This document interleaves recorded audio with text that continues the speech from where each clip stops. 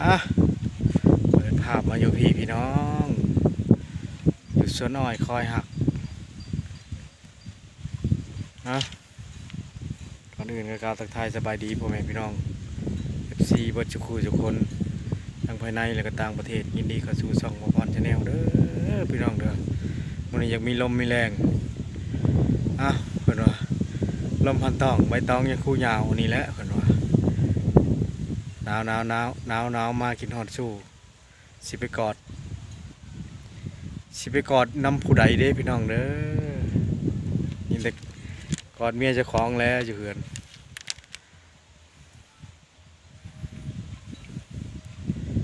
อยู่สวนอ้อยมื้อนี้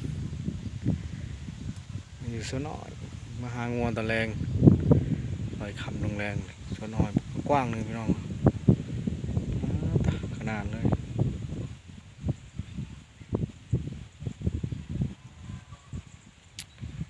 ลมพันตอง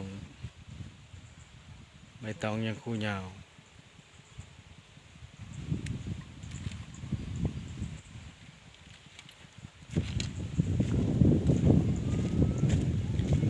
รุ่นกันไปพี่น้องรุ่นกันไปน้ำงัวมันย่างไปเรื่อยๆ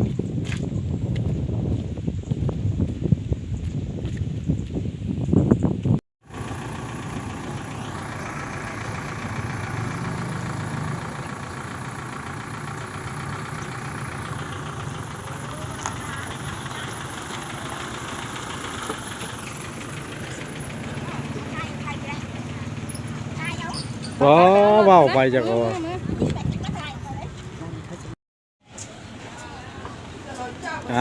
เปิดภาพมาวันนี้อยู่ตลาดตะลีพี่น้องอยู่ตลาดดงเห็นมื้อนี้พี่น้องแกเข้าไปเบิ่งไปชมกันสิไปหาซื้อเครื่องก่อนพี่น้องหล่นลายขนาดเลย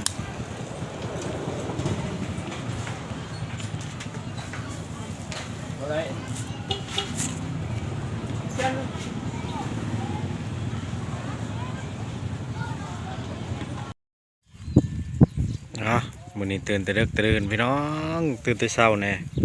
ออกมาปล่อยงัวอยู่ตรงไหนตรงนาคือเก่าเบิ่งเก็บภาพบรรยากาศตอนเช้าๆพี่น้องเอ้ย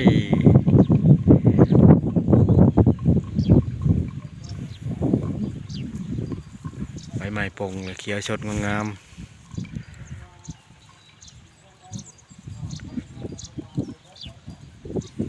เบิ่งว่าธรรมชาติแต่เช้าๆ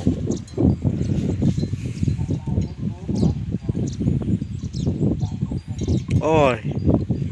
เขาโทรศัพท์เขาเลยเนาะเสียงประกาศ